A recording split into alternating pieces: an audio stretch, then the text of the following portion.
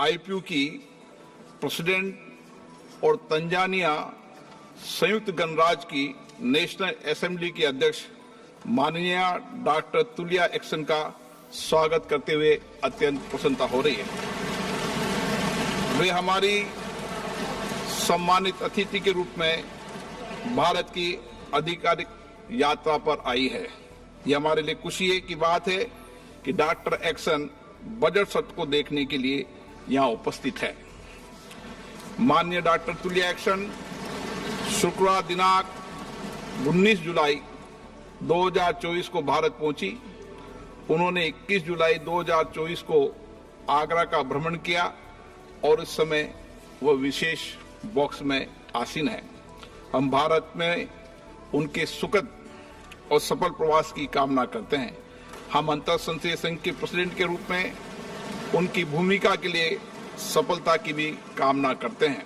उनके माध्यम से हम तंजानिया गणराज्य की संसद के सदस्यों, तंजानिया की सरकार तथा वहां की मित्र जनता को बधाई और शुभकामनाएं देते हैं।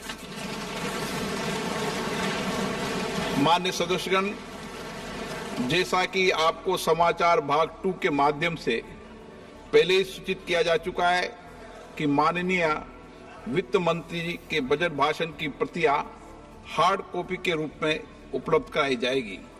अतः बजट प्रस्तुत हो जाने के पश्चात माननीय सदस्य कृपया बजट भाषण की अपनी अपनी प्रति प्रकाशन काउंटर से प्राप्त कर लें। आपको यह भी सूचित किया जाता है कि माननीय मंत्री द्वारा बजट प्रस्तुत किए जाने के पश्चात बजट की प्रतियां आपको मेंबर्स पोर्टल के माध्यम से भी उपलब्ध करा दी जाएगी। माननीय वित्त मंत्री Shrimati Nirmala Sitharaman.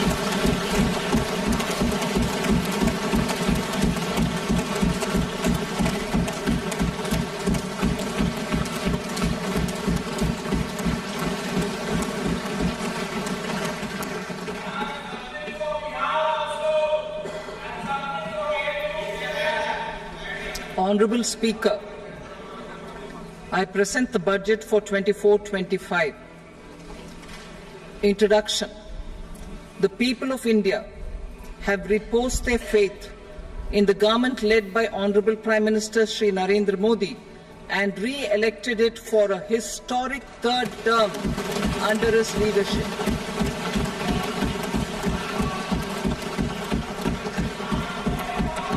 We are grateful for their support, faith, and trust in our policies. We are determined to ensure that all Indians, regardless of religion, caste, gender, and age, make substantial progress in realizing their life goals and aspirations. Global context. The global economy, while performing better than expected, is still in the grip of policy uncertainties. Elevated asset prices, political uncertainties, and shipping disruptions continue to pose significant downside risks for growth and upside risks to inflation. In this context, India's economic growth continues to be the shining exception and will remain so in the years ahead.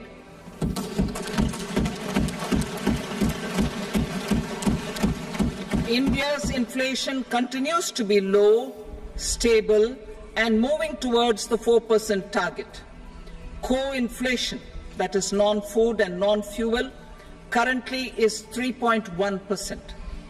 Steps are being taken to ensure supplies of perishable goods reach markets adequately. Interim budget. As mentioned in the interim budget, we need to focus on 4 major castes, namely the Garib, Mahilaye, Yuva, and Annadata, the poor, women, youth, and the farmer. For Annadata, we announced higher minimum support prices a month ago for all major crops, delivering on the promise of at least a 50% margin over costs. Pradhan Mantri Garib Kalyan Anna Yojana was extended for 5 years, benefiting more than 80 crore people. Administrative actions for approval and implementation of various schemes announced in the interim budget are well underway. The required allocations have been made. Budget theme. Turning attention to the full year and beyond in this budget, we particularly focus on employment, skilling, MSMEs, and the middle class. I am happy to announce the Prime Minister's package of 5 schemes and initiatives to facilitate employment, skilling, and other opportunities for 4.1 crore youth over a 5-year period, with a central outlay of 2 lakh crore rupees. I will speak about them shortly, while more details may be seen in the annexure. This year, I've made a provision of 1.48 lakh rupees, 1.48 lakh crore rupees for education, employment, and skilling. Budget priorities. The people have given a unique opportunity to our government to take the country on the path of strong development and an all-round prosperity. In the interim budget, we promise to present a detailed roadmap for our pursuit of Vikasit Bharat. In line with the strategy set out in the interim budget, this budget envisages sustained efforts on the following 9 priorities for generating ample opportunities for all. Number 1, productivity and resilience in agriculture. Number 2, employment and skilling. Number 3, inclusive human resource development and social justice. 4, manufacturing and services. 5, urban development. 6, energy security. 7, infrastructure. 8, innovation, research and development. And 9, next generation reforms. Subsequent budgets will build on these and add more priorities and actions. A more detailed formulation will be carried out as part of the economic policy framework about which I will speak later in this speech. This budget details some of the specific actions to be initiated in the current year towards fulfillment of these priorities, with potential for transformative changes.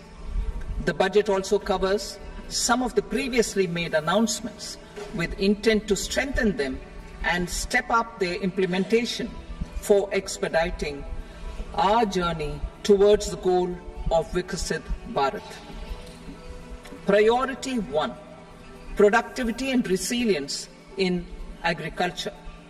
Transforming agricultural research. Our government will undertake a comprehensive review of the agricultural research setup to bring the focus on raising productivity and developing climate-resilient varieties. Funding will be provided in challenge mode, including to the private sector. Domain experts, both from the government and outside, will oversee the conduct of such research. Release of new varieties.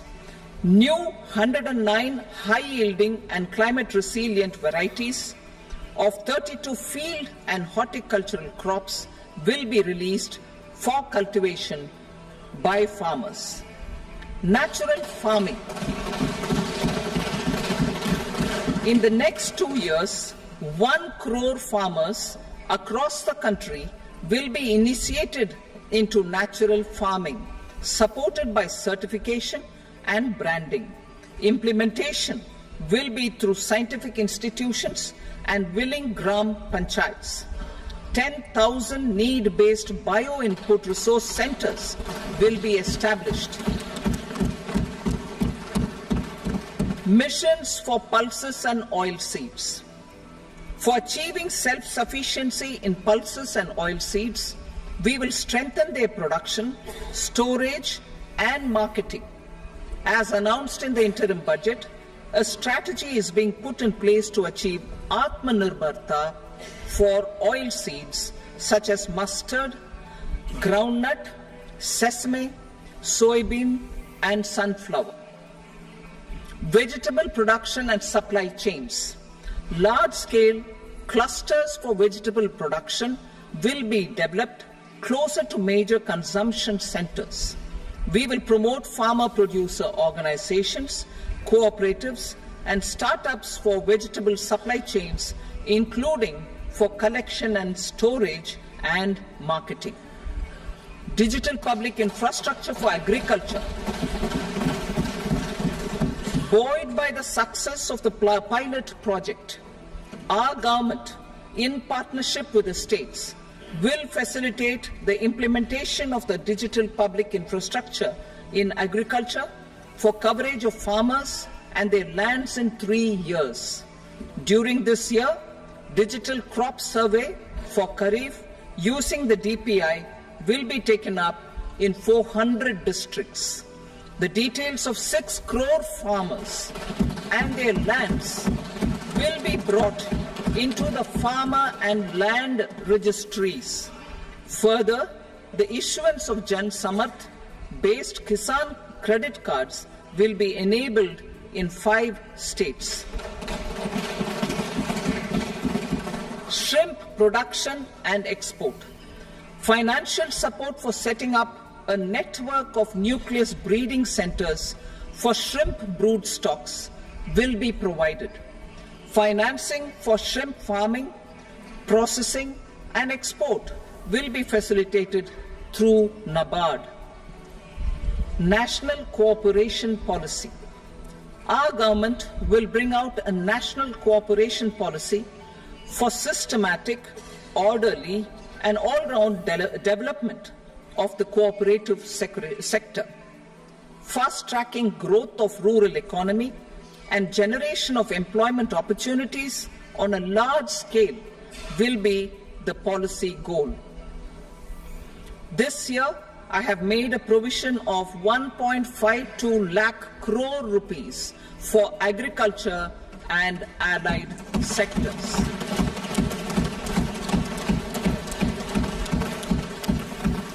Priority 2, employment and skilling. Employment-linked incentive. Our government will implement following 3 schemes for employment-linked incentive as part of the Prime Minister's package. These will be based on enrollment in the EPFO and focus on recognition of first-time employees and support to employees and employers. Scheme A, first-timers. This scheme will provide 1 month wage to all persons newly entering the workforce in all formal sectors.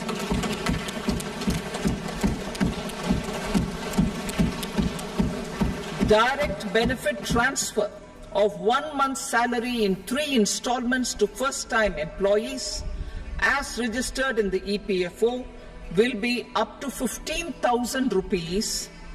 The eligibility limit will be a salary of 1 lakh per month.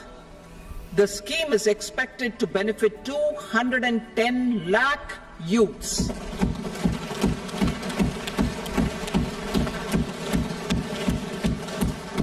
Scheme B, job creation in manufacturing.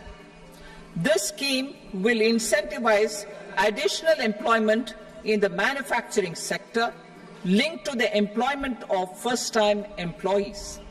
An incentive will be provided at specified scale directly both to the employee and the employer with respect to the EPFO contribution in the first 4 years of employment. The scheme is expected to benefit 30 lakh youth entering employment and their employers.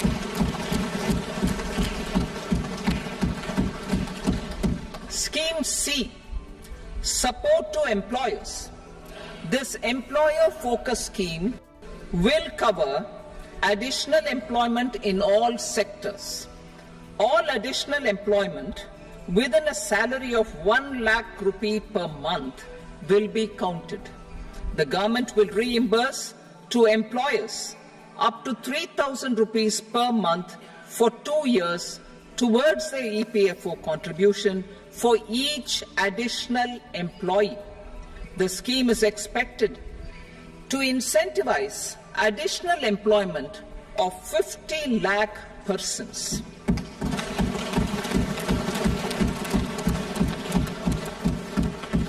Participation of women in the workforce. We will facilitate higher participation of women in the workforce through setting up of working women hostels in collaboration with industry and establishing creches. In addition, the partnership will seek to organize women-specific skilling programs and promotion of market access for women SHG enterprises. Skilling program. I'm happy to announce a new centrally sponsored scheme as the fourth scheme under the Prime Minister's package for skilling in collaboration with state governments and industry. 20 lakh youth will be skilled over a 5-year period.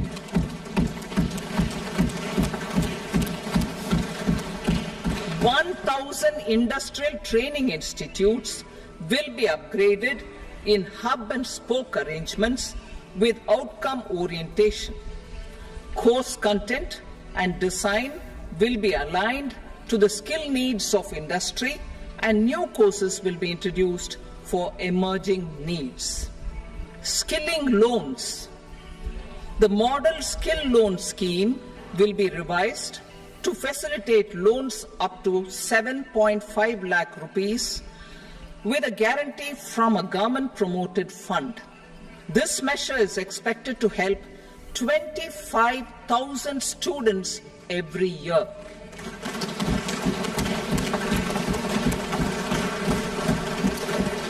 Education loans.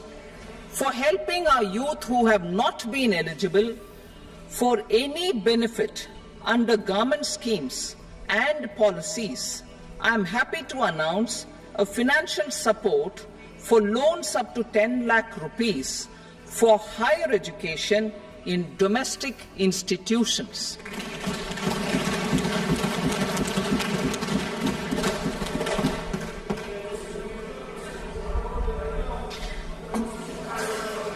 E-vouchers for this purpose. E-vouchers for this purpose will be given directly to 1 lakh students every year for annual interest subvention of 3% of the loan amount. Priority 3, inclusive human resource development and social justice. Saturation approach.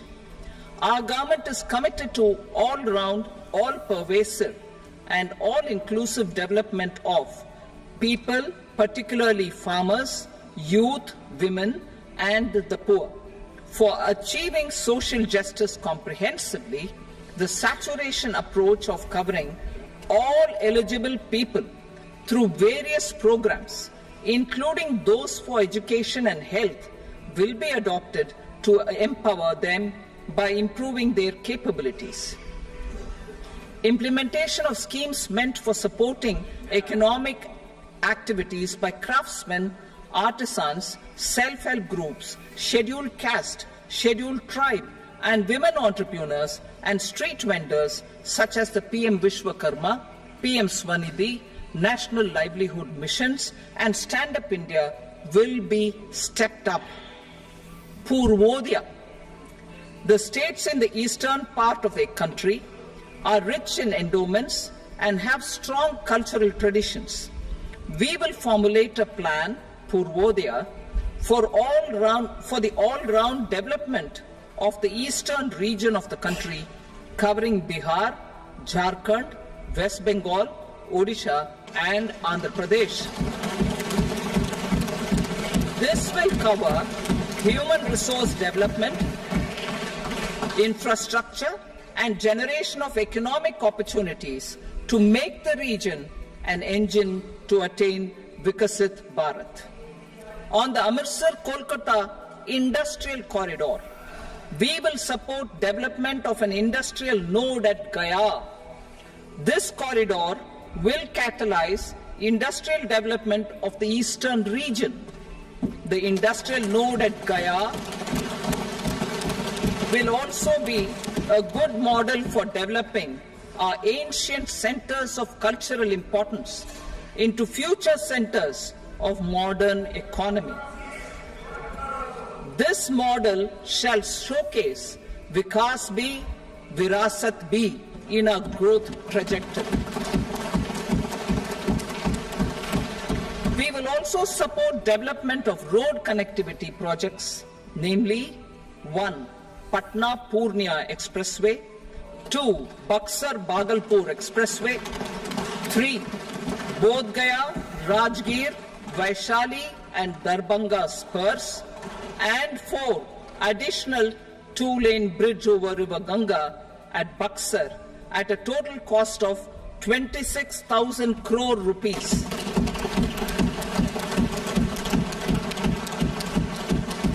Power projects, including setting up of a new 2,400 megawatt power plant at Pir Painti, will be taken up at a cost of 21,400 crore rupees. New airports, medical colleges, and sports infrastructure in Bihar will be constructed. An additional allocation to support capital investments will be provided. The requests of Bihar government for external assistance from multilateral development banks will be expedited.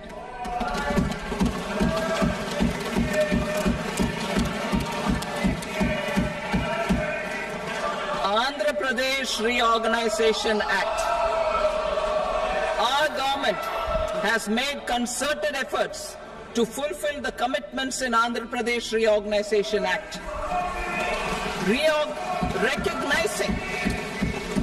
Recognizing the state's need for the capital, recognizing the state's need for a capital, we will facilitate special financial support through multilateral development agencies. In the current financial year, 15,000 crore rupees will be arranged with additional amounts in future years.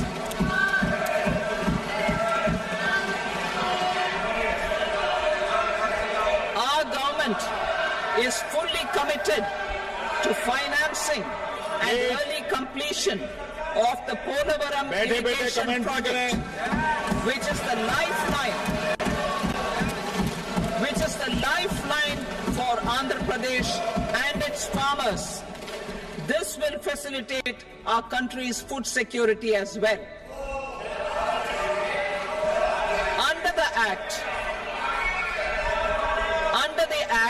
Andhra Pradesh Reorganization Act, for promoting industrial development, funds will be provided for essential infrastructure such as water, power, railways, and roads. In Kopparthi node on the Visakhapatnam-Chennai Industrial Corridor and Varavakal node on the Hyderabad-Bengaluru Industrial Corridor. An additional allocation will be provided this year towards capital investment for economic growth. Grants for backward regions of Rayalaseema, Prakasham, North Coastal Andhra, as stated in the Act, will be provided. PM Awas Yojana. 3 crore additional houses under the PM Awas Yojana in rural and urban areas in the country have been announced, for which the necessary allocations are being made. Women-led development. For promoting women-led development, the budget carries an allocation of more than 3 lakh crore for schemes benefiting women and girls. This signals our government's commitment for enhancing women's role in economic development. Pradhan Mantri Janjatiya Unnat Gram Abhiyan. For improving the socio-economic condition of tribal communities, we will launch the Pradhan Mantri Janjatiya Unnat Gram Abhiyan by adopting saturation coverage for tribal families in tribal majority villages and aspirational districts.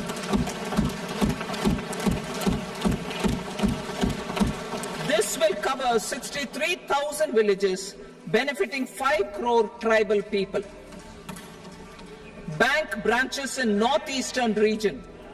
More than 100 branches of India Post Payment Bank will be set up in the northeast region to expand the banking services. This year, I have made a provision of 2.66 lakh crore rupees for rural development, including rural infrastructure. Priority 4, manufacturing and services, support for promotion of MSMEs. This budget provides special attention to MSMEs and manufacturing, particularly labor-intensive manufacturing. We have formulated a package covering financing, regulatory changes, and technology support for MSMEs to help them grow and also compete globally, as mentioned in the interim budget. I am happy to announce the following specific measures. Credit guarantee scheme for MSMEs in the manufacturing sector. For facilitating term loans to MSMEs for purchase of machinery and equipment without collateral or third-party guarantee, a credit guarantee scheme will be introduced. The scheme will operate on pooling of credit risks of such MSMEs. A separately constituted self-financing guarantee fund will provide to each applicant guarantee cover up to 100 crore rupees, while the loan amount may be larger. The borrower will have to provide an upfront guarantee fee and an annual guarantee fee on the reducing loan balance. New assessment model for MSME credit. Public sector banks will build their own in-house capability to assess MSMEs for credit instead of relying on external assessment. They will also take a lead in developing or getting developed a new credit assessment model based on the scoring of digital footprints of the MSMEs in the economy. This is expected to be a significant improvement over the traditional assessment of credit eligibility based only on asset or turnover criteria. That will also cover MSMEs without a formal accounting system. Credit support to MSMEs during stress period. I'm happy to announce a new mechanism for facilitating continuation of bank credit to MSMEs during their stress period while being in special mention account, SMA stage, for reasons beyond their control. MSMEs need credit to continue their business and to avoid getting into the NPA stage. Credit availability will be supported through a guarantee from a government-promoted fund. Mudra loans. The limit of Mudra loans will be enhanced to 20 lakh from the current 10 lakh for those entrepreneurs who have availed and successfully repaid previous loans under the Tarun category. Enhanced scope for mandatory onboarding in TReDS. For facilitating MSMEs to unlock their working capital by converting their trade receivables into cash, I propose to reduce the turnover threshold of buyers for mandatory onboarding on the TReDS platform from rupees 500 crore to 250 crore rupees. This measure will bring 22 more CPSCs and 7,000 more companies onto the platform. Medium enterprises will also be included in the scope of the suppliers. SIDBI branches in MSME clusters. SIDBI will open new branches to expand its reach to serve all major MSME clusters within 3 years and provide direct credit to them. With the opening of 24 such branches this year, the service coverage will expand to 168 out of 242 major clusters. MSME units for food irradiation, quality and safety testing. Financial support for setting up of 50 multi-product food irradiation units in the MSME sector will be provided. Setting up of 100 food quality and safety testing labs with NABL accreditation will be facilitated. E-commerce export hubs. To enable MSMEs and traditional artisans to sell their products in international markets, e-commerce export hubs will be set up in public-private partnership mode. These hubs, under a seamless regulatory and logistic framework, will facilitate trade and export-related services under one roof. Measures for promotion of manufacturing and services. Internship in top companies. As the fifth scheme under Prime Minister's package, our government will launch a comprehensive scheme for providing internship opportunities in 500 top companies to 1 crore youth in 5 years. They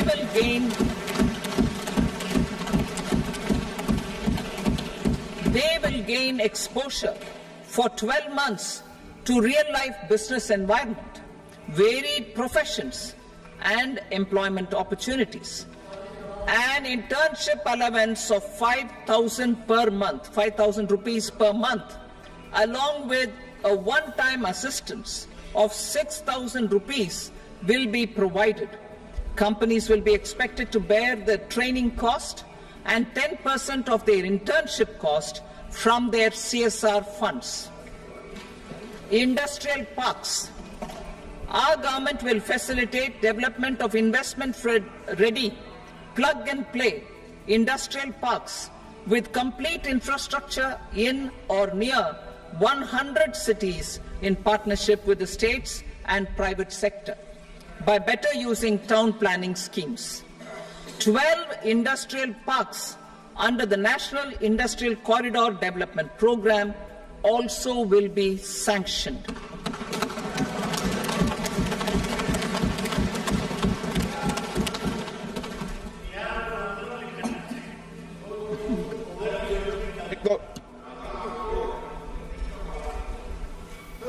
Veggie paper, no. Please, Petty.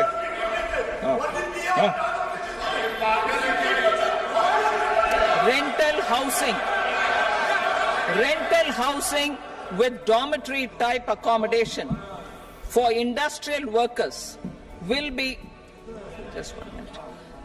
Rental housing, I repeat, rental housing with dormitory type accommodation for industrial workers will be facilitated in PPP mode with VGF support and commitment from anchor industries. Shipping industry, ownership, leasing and flagging reforms will be implemented to improve the share of Indian shipping industry and generate more employment. critical mineral mission. We will set up a critical mineral mission for domestic production, recycling of critical minerals, and overseas acquisition of critical mineral assets. Its mandate will include technology development, skilled workforce, extended producer responsibility framework, and a suitable financing mechanism. Offshore mining of minerals. Our government will launch the auction of the first tranche of offshore blocks for mining, building on the exploration already carried out. Digital public infrastructure applications. Turning to the services sector, I propose development of DPI applications at population scale for productivity gains, business opportunities, and innovation by the private sector. These are planned in the areas of credit, e-commerce, education, health, law and justice, logistics, MSME service delivery, and urban governance. Integrated technology platform for IBC ecosystem. An integrated technology platform will be set up for improving the outcomes under the Insolvency Bankruptcy Code for achieving consistency, transparency, timely processing, and better oversight for all stakeholders. Voluntary closure of LLPs. The services of the Center for Processing Accelerated Corporate Exit, CPACE, will be extended for voluntary closure of LLPs to reduce the closure times. National Company Law Tribunals. The IBC has resolved more than 1,000 companies, resulting in direct recovery of 3.3 lakh crore to creditors. 3.3 lakh crore rupees to creditors. In addition, 28,000 cases involving over 10 lakh crore rupees have been disposed of even prior to admission. Appropriate changes to the IBC, reforms and strengthening of the tribunal and appellate tribunals will be initiated to speed up insolvency resolution. Additional tribunals will be established. Out of those, some will be notified to decide cases exclusively under the Companies Act. Debt recovery. Steps for reforming and strengthening debt recovery tribunals will be taken. Additional tribunals will be established to speed up recovery. Priority 5, urban development. Cities as growth hubs. Working with states, our government will facilitate development of cities as growth hubs. This will be achieved through economic and transit planning and orderly development of peri-urban areas utilizing town planning schemes. Creative redevelopment of cities. For creative brownfield redevelopment of existing cities with a transformative impact, our government will formulate a framework for enabling policies, market-based mechanisms, and regulation. Transit-oriented development. Transit-oriented development plans for 14 large cities with a population above 30 lakh will be formulated, along with an implementation and financing strategy. Urban housing. Under the PM Awas Yojana, Urban 2.0, housing needs of 1 crore urban poor and middle-class families will be addressed with an investment of 10 lakh crore rupees. This will include the central assistance of 2.2 lakh crore rupees in the next 5 years. A provision of interest subsidy to facilitate loans at affordable rates is also envisaged. In addition, enabling policies and regulations for efficient and transparent rental housing markets with enhanced availability will also be put in place. Water supply and sanitation. In partnership with state governments and multilateral development banks, we will promote water supply, sewage treatments, and solid waste management projects and services for 100 large cities through bankable projects. These projects will also envisage use of treated water for irrigation and filling up of tanks in nearby areas. Street markets. Building on the success of PM Swanidhi scheme in transforming the lives of street vendors, our government envisions a scheme to support each year over the next 5 years the development of 100 weekly haats or street food hubs in select cities. Stamp duty. We will encourage states which continue to charge high stamp duty to moderate the rates for all and also consider further lowering duties for properties purchased by women. This reform will be made an essential component of urban development schemes. Priority 6, energy security, energy transition. In the interim budget, I had announced our strategy to sustain high and more resource-efficient economic growth, along with the energy security in terms of availability, accessibility, and affordability. We will bring out a policy document on appropriate energy transition pathways that balances the imperatives of employment, growth, and environmental sustainability. PM Surya Ghar Muft Bijli Yojana. PM Surya Ghar Muft Bijli Yojana. In line with the announcement in the interim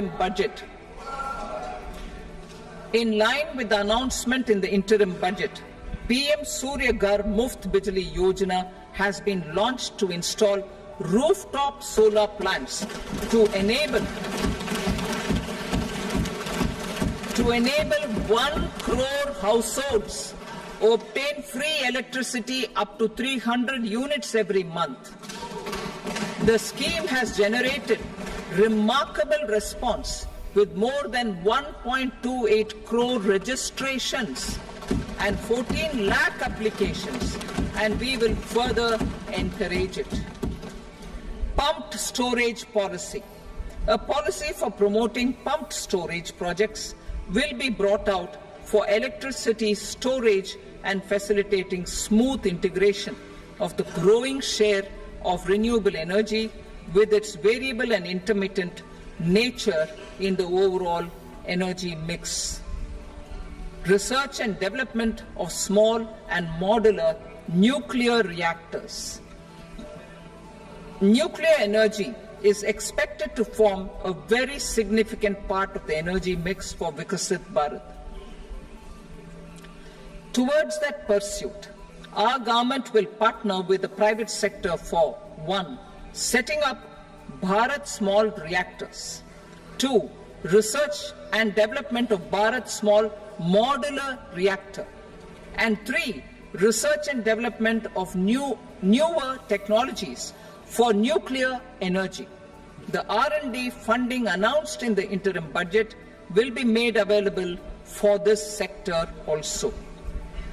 Advanced ultra supercritical thermal power plants. The development of indigenous technology for advanced ultra supercritical thermal power plants with much higher efficiency has been completed. A joint venture between NTPC and BHEL will set up a full-scale 800 megawatt commercial plant using AUSC technology.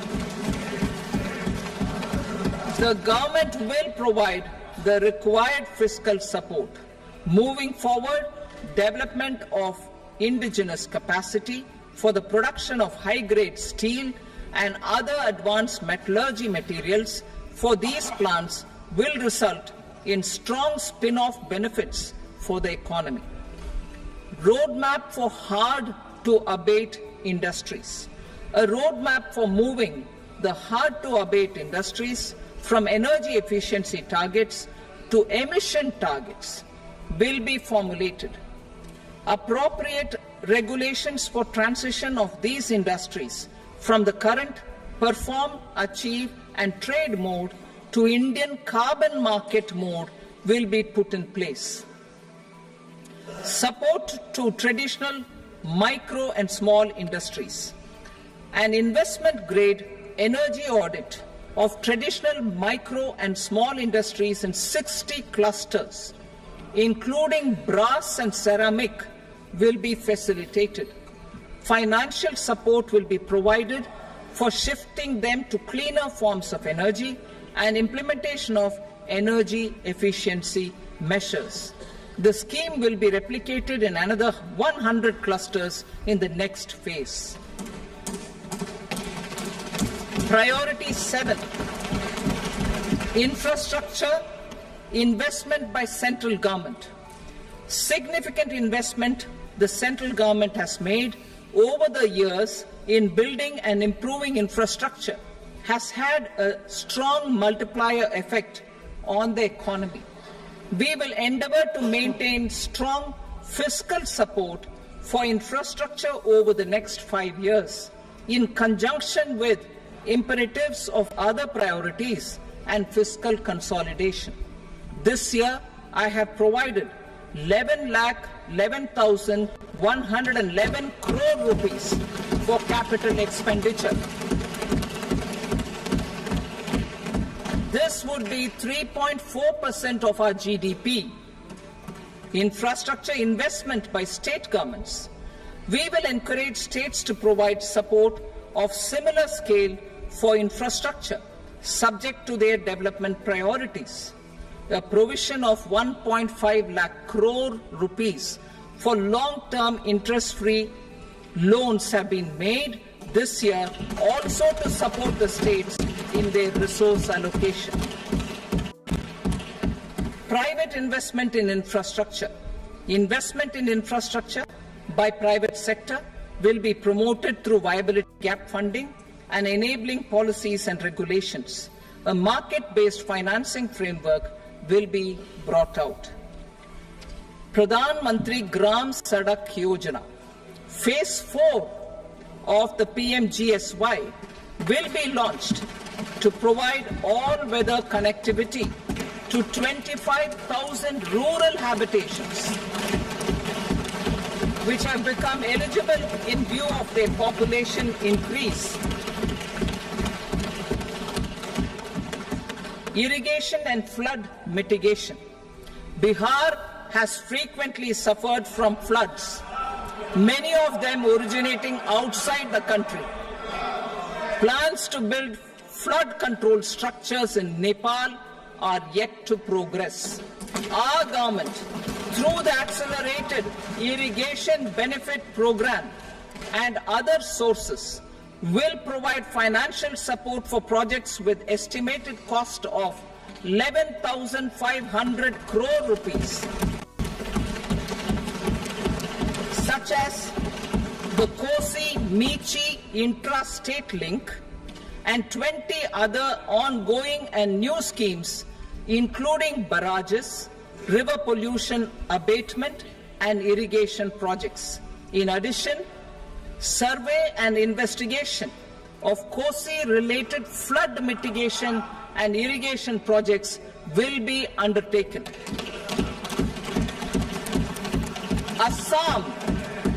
Assam grapples with floods every year by the Brahmaputra River and its tributaries originating outside India. We will provide assistance to Assam for flood management and related projects.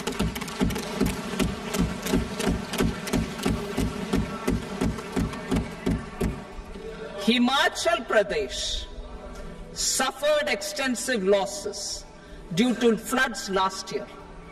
Our government will provide assistance to the state for reconstruction and rehabilitation through multilateral development assistance.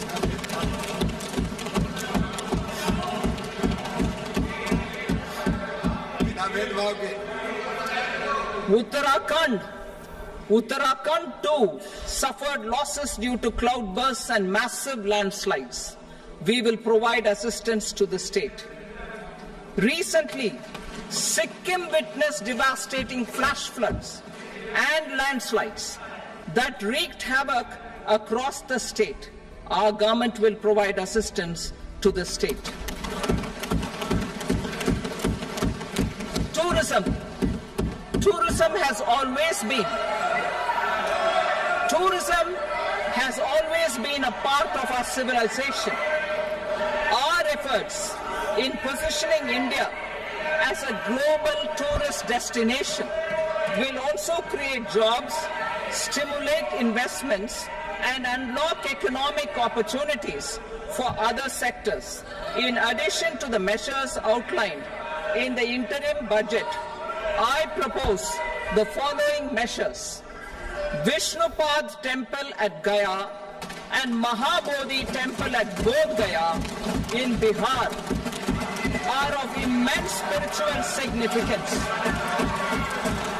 Comprehensive development of Vishnupad Temple Corridor and Mahabodhi Temple Corridor will be supported, modeled on the successful Kashi Vishwanath Temple Corridor to transform them into world-class pilgrim and tourist destinations. Rajgir holds immense religious significance for Hindus, Buddhists and Jains. The 20th Tirthankara Muniswarata Temple in the Jain temple complex is ancient. The Saptarishi or the 7 hot springs form a warm water Brahmkund that is sacred. A comprehensive development initiative for Rajgir will be undertaken. Our government will support the development of Nalanda as a tourist center, besides reviving Nalanda University to its glorious stature. Odisha's scenic beauty, temples, monuments, craftsmanship, wildlife sanctuaries, natural landscapes, and pristine beaches make it an ultimate tourism destination. Our government will provide assistance for their development to Odisha as well. Priority 8, innovation, research and development. We will operationalize the Anusandhan National Research Fund for basic research and prototype development.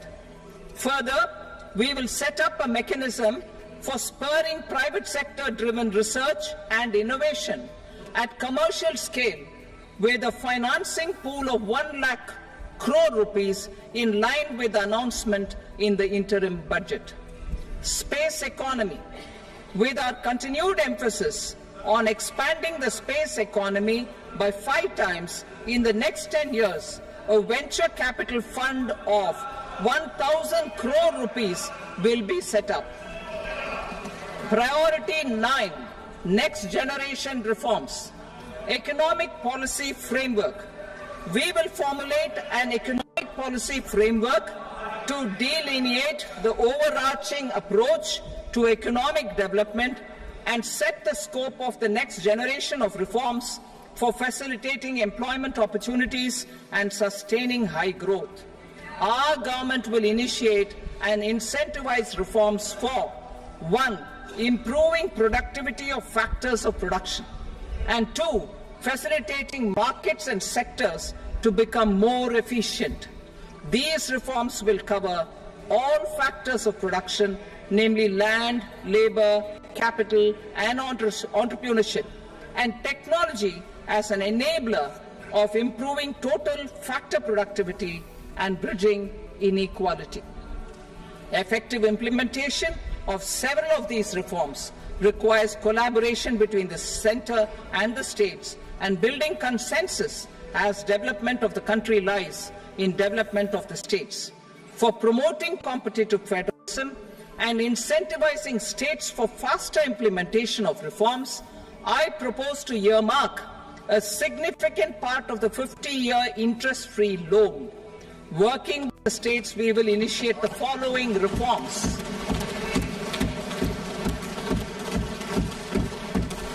Land-related reforms and actions, both in the rural and urban areas, will cover land administration, will cover 1. Land administration, planning and management, and 2. Urban planning usage and building bylaws. These will be incentivized for completion within the next 3 years through appropriate fiscal support. Rural land-related actions. Rural land-related actions will include 1. Assignment of unique land parcel identification number, UL PIN, or Bhu Aadhaar for all lands. 2. Digitization of cadastral maps. 3. Subdivisions, survey of map subdivisions as per current ownership. 4. Establishment of land registry. And 5. Linking to the farmers registry. These actions will also facilitate credit flow and other agricultural services. Urban land-related actions. Land records in urban areas will be digitized with GIS mapping. An IT-based system for property record administration, updating, and tax administration will be established. These will also facilitate improving the financial position of urban local bodies. Labor-related reforms. Services to labor. Our government will facilitate the provision of a wide array of services to labor, including those for employment and skilling. A comprehensive integration of eShram portal with other portals will facilitate such one-stop solution. Open architecture databases for the rapidly changing labor market, skill requirements, and available job roles, and a mechanism to connect job aspirants with potential employers and skill providers will be covered in these services. Shram Suvidha and Samadhan portal. Shram Suvidha and Samadhan portal will be revamped to enhance ease of compliance for industry and trade. Capital and entrepreneurship related reforms. Financial sector vision and strategy.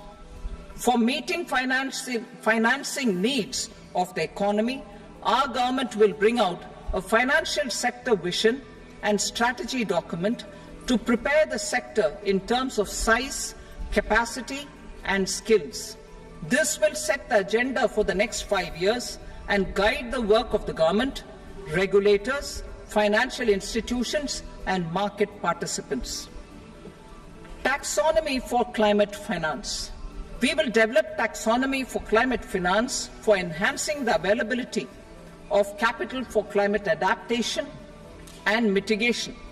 This will support achievement of the country's climate commitments and green transition. Variable capital company structure. We will seek the required legislative approval for providing an efficient and flexible mode for financing leasing of aircrafts and ships and pooled funds of private equity through a variable company structure. Foreign direct investment and overseas investment. The rules and regulations for foreign direct investment and overseas investments will be simplified to 1. Facilitate foreign direct investments, 2. Nudge prioritization, and 3. Promote opportunities for using Indian rupee as a currency for overseas investment. NPS Vatsalya. NPS Vatsalya, a plan for contribution by parents and guardians for minors, will be started. On attaining the age of majority, the plan can be converted seamlessly into a normal NPS account. Use of technology. We have successfully used technology for improving productivity and bridging inequality in our economy during the past 10 years. Public investment in digital infrastructure and innovations by the private sector have helped in improving access of all citizens, particularly the common people, to market resources, education, health and services. We will step up adoption of technology towards digitalization of the economy. Ease of doing business. For enhancing ease of doing business, we are already working on the Jan Vishwas Bill 2.0. Further, states will be incentivized for implementation of the business reforms, action plans and digitalization. Data and statistics. For improving data governance, collection, processing and management of data and statistics, different sectoral databases, including those established under the Digital India Mission, will be utilized with active use of technology tools. New pension scheme. The committee to review the NPS has made considerable progress in its work. I'm happy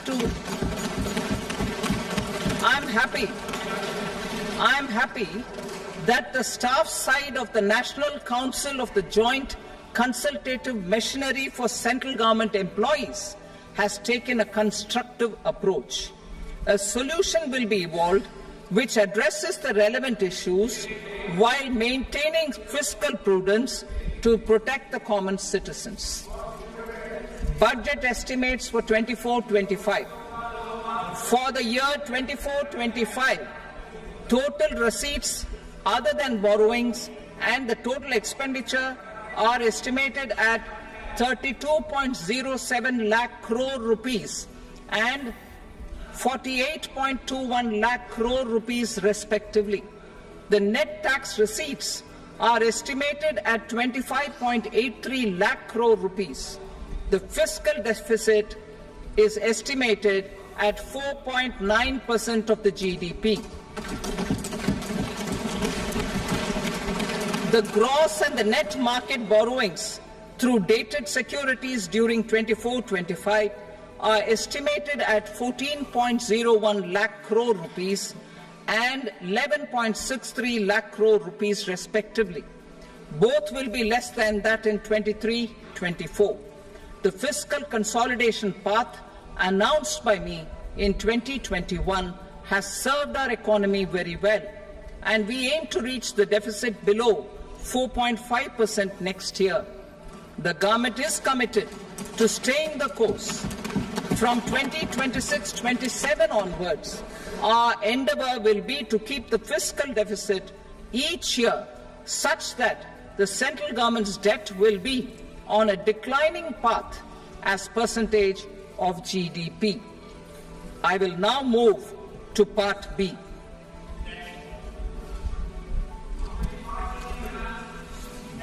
Indirect taxes. Sir, I start with GST. It has decreased tax incidence on the common man, reduced compliance burden and logistics cost for trade and industry, and enhanced revenues of the central and the state governments. It is a success of vast proportions. To multiply the benefits of GST, we will strive to further simplify and rationalize the tax structure and endeavour to expand it to the remaining sectors. My proposals for customs duties intend to support domestic manufacturing, deepen local value addition, promote export competitiveness, and simplify taxation while keeping the interest of the general public and consumers surmount. In Budget 22-23, we reduced the number of customs duty rates. I propose to undertake a comprehensive review of the rate structure over the next 6 months to rationalize and simplify it for ease of trade, removal of duty inversion, and reduction of disputes. I shall now take up sector-specific customs duty proposals. medicine and medical equipments.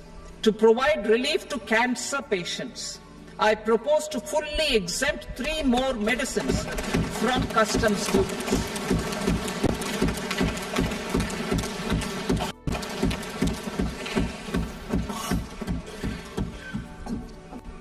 I also propose changes in the BCD on X-ray tubes and flat panel detectors for use in medical X-ray machines under the phased manufacturing program so as to synchronize them with the domestic capacity addition.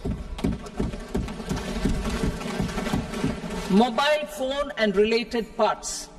With a 3-fold increase in domestic production and almost a 100-fold jump in exports of mobile phones over the last 6 years, the Indian mobile industry has matured. In the interest of consumers, I now propose to reduce the BCD on mobile phone, mobile PCBA, and mobile charger to 15%. Critical minerals. Minerals such as lithium, copper, cobalt, and rare earth elements are critical for sectors like nuclear energy, renewable energy, space, defense, telecommunications, and high-tech electronics. I propose to fully exempt customs duties on 25 critical minerals and reduce BCD on 2 of them. This will provide a major fillip to the processing and refining of such minerals and help secure their availability for these strategic and important sectors. Solar energy. Energy transition is critical in the fight against climate change. To support energy transition, I propose to expand the list of exempted capital goods for use in the manufacture of solar cells and panels in the country.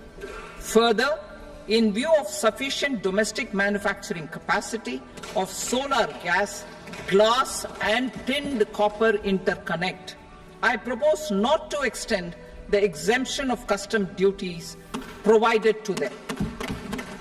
Marine products.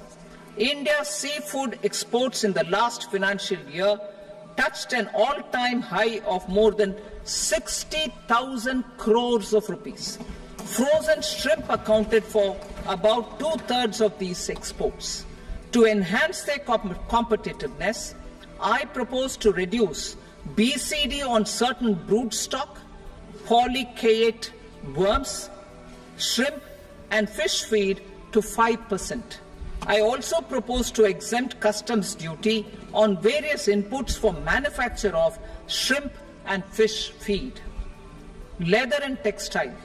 Similarly, to enhance the competitiveness of exports in the leather and textile sectors, I propose to reduce BCD on real down-filling material from duck or goose. I am also making additions to the list of exempted goods for manufacture of leather and textile garments, footwear, and other leather articles for export.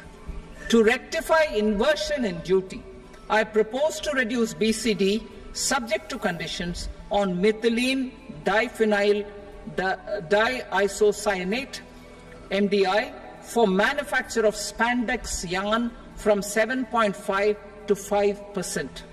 Furthermore, the export duty structure on raw hides, skin, and leather is proposed to be simplified and rationalized. Precious metals.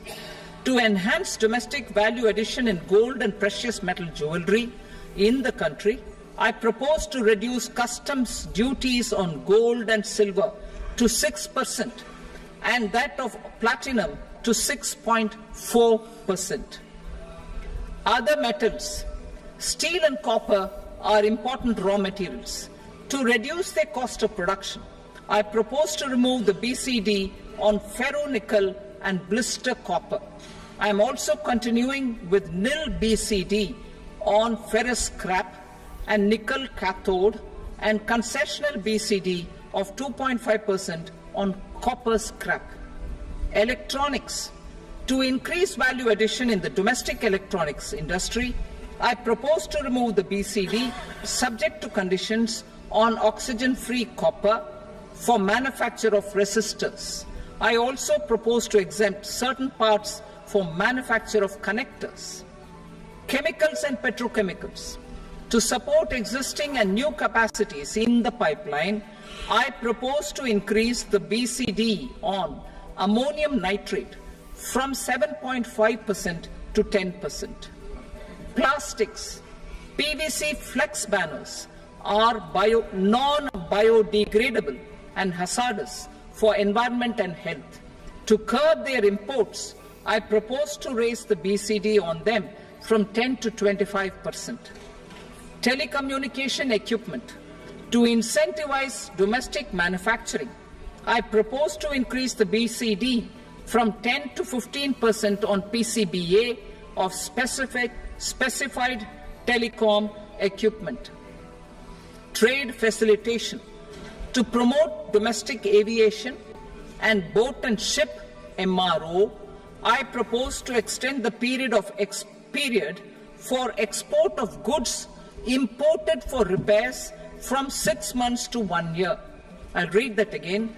To promote domestic aviation and boat and ship maintenance, repair and operations, I propose to extend the period for export of goods imported for repairs from 6 months to 1 year. In the same vein, I propose to extend the time limit for re-import of goods for repairs under warranty from 3 to 5 years. I now move to direct taxes. We will continue our efforts to simplify taxes, improve taxpayer services, provide tax certainty, and reduce litigation while enhancing revenues for funding the development and welfare schemes of the government. It has been our endeavour to simplify taxation. We have taken a number of measures in the last few years, including introduction of simplified tax regimes without exemptions and deductions for corporate tax and for personal income tax. This has been appreciated by taxpayers. 58% of corporate tax came from the simplified tax regime in the financial year 22-23. Similarly, as per data available till now, for the last fiscal, more than 2/3 have availed the new personal income tax regime. Comprehensive review of the Income Tax Act. I am now announcing a comprehensive review of the Income Tax Act 1961. The purpose is to make the Act concise, lucid, easy to read and understand. This will reduce disputes and litigation, thereby providing tax certainty to the taxpayers. I will also bring down the demand embroiled in litigation. It is proposed to be completed in 6 months. A beginning is being made in the Finance Bill by simplifying the tax regime for charities, tedious rate structures, provisions of reassessment and such provisions, and capital gains taxation. Simplification for charities and tedious. Two tax exemption regimes. The two tax exemption regimes for charities are proposed to be merged into one. The 5% TDS rate on many payments is being merged into the 2% TDS rate, and the 20% TDS rate on repurchase of units by mutual funds or UTI is being withdrawn. TDS rate on e-commerce operators is proposed to be reduced from 1 to 0.1%. Moreover, credit of TCS is proposed to be given in the TDS to be deducted on salary. Further, I propose to decriminalize delay for payment of TDS up to the due date of filing statement for the same. I also plan to provide a standard operating procedure for TDS defaults and simplify and rationalize the compounding guidelines for such defaults. simplification of reassessment. I propose to thoroughly simplify the provisions for reopening and reassessment. An assessment hereinafter can be reopened beyond 3 years from the end of the assessment year only if the escaped income is 50 lakh rupees or more, up to a maximum period of 5 years from the end of the assessment year. Even in such cases, a time limit of 6 years before the year of the search, as against the existing time limit of 10 years, is being proposed. This will reduce tax uncertainty and disputes. Simplification and rationalization of capital gains. Capital gains taxation is also proposed to be hugely simplified. Short-term gains on certain financial assets shall henceforth attract a tax rate of 20%, while that on all other financial assets and all non-financial assets shall continue to attract the applicable tax rate. Long-term gains on all financial and non-financial assets, on the other hand, will attract a tax rate of 12.5%. For the benefit of the lower and the middle income classes, I propose to increase the limit of exemption of capital gains on certain financial assets to 1.25 lakh rupees per year. Listed financial assets held for more than a year will be classified as long-term, while unlisted financial assets and all non-financial assets will have to be held for at least 2 years to be classified as long-term.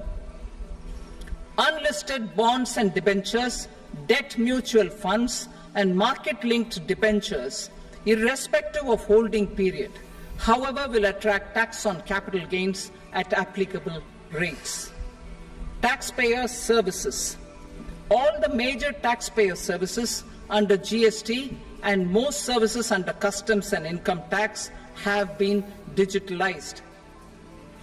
All remaining services of customs and income tax, including rectification and order giving effect to appellate orders, shall be digitalized and made paperless over the next 2 years. Litigation and appeals. While our concerted efforts to reduce pendency of appeals at various appellate fora are beginning to show good results, it will continue to engage our highest attention. To dispose of the backlog of first appeals, I plan to deploy more officers to hear and decide such appeals, especially those with large tax effect.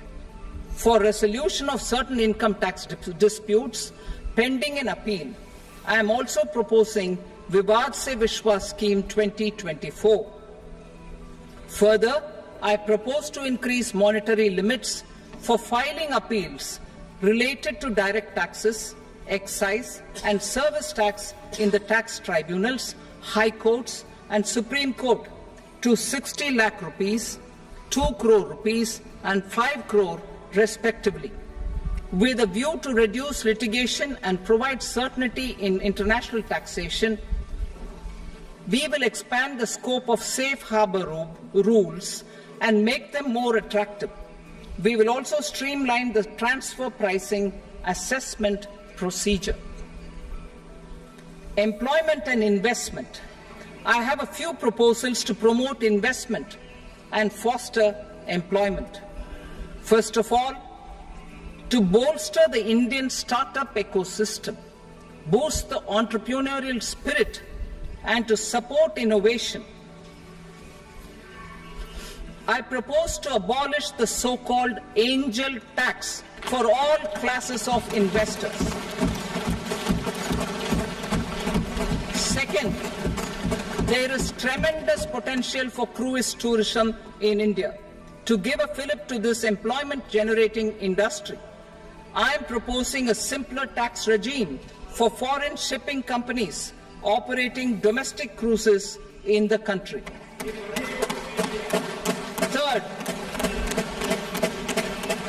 India is a world leader in the diamond cutting and polishing industry, which employs a large number of skilled workers.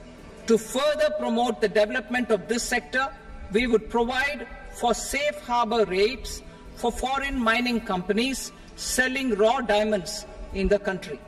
Fourth, to attract foreign capital for our development needs, I propose to reduce the corporate tax rate on foreign companies from 40 to 35%. Deepening the tax base. I have a couple of proposals for deepening the tax base. First, security transaction tax on futures and options of securities is proposed to be increased to 0.02% and 0.1% respectively. Second, for reasons of equity, I propose to tax income received on buyback of shares in the hands of recipients. Other proposals. To improve social security benefits, deduction of expenditure by employers towards NPS is proposed to be increased from 10 to 14% of the employee's salary. Similarly, deduction of this expenditure up to 14% of salary from the income of employees in private sector, public sector banks and undertakings opting for the new tax regime is proposed to be provided. Indian professionals working in multinationals get ESOPs and invest in social security schemes and other movable assets abroad. Non-reporting of such small foreign assets has penal consequences under the Black Money Act. Such non-reporting of movable assets up to 20 lakh rupees is proposed to be depenalized. Other major proposals in the finance bill relate to withdrawal of equalization levy of 2%, expansion of tax benefits to certain funds and entities in IFSCs, and immunity from penalty and prosecution to Benamidar on full and true disclosure so as to improve conviction under the Benami Transaction Prohibition Act 1988. Personal income tax. Coming to personal income tax rates, I have two announcements to make for those opting for the new tax regime. First, the standard deduction for salaried employees is proposed to be increased from 50,000 to 75,000 rupees.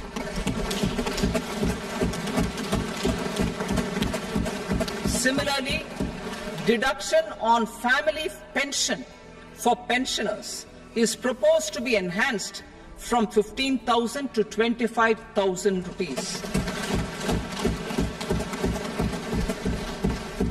This will provide relief to about 4 crore salaried individuals and pensioners.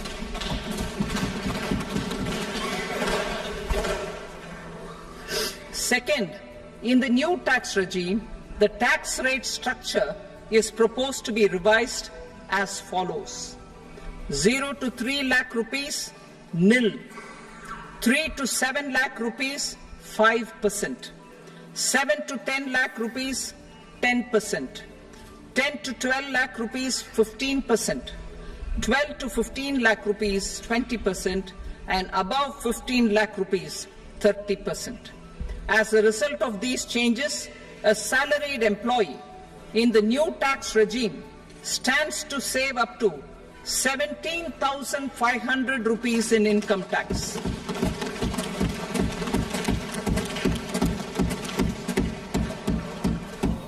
Apart from these, I am also making some other changes as given in the annexure.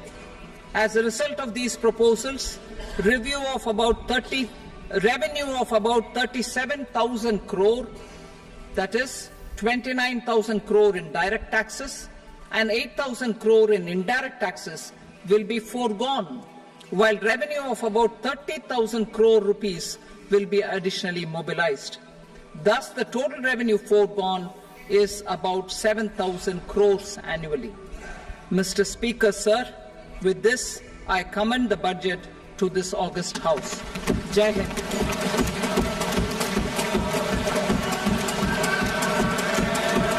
Item number 2. Item number 2.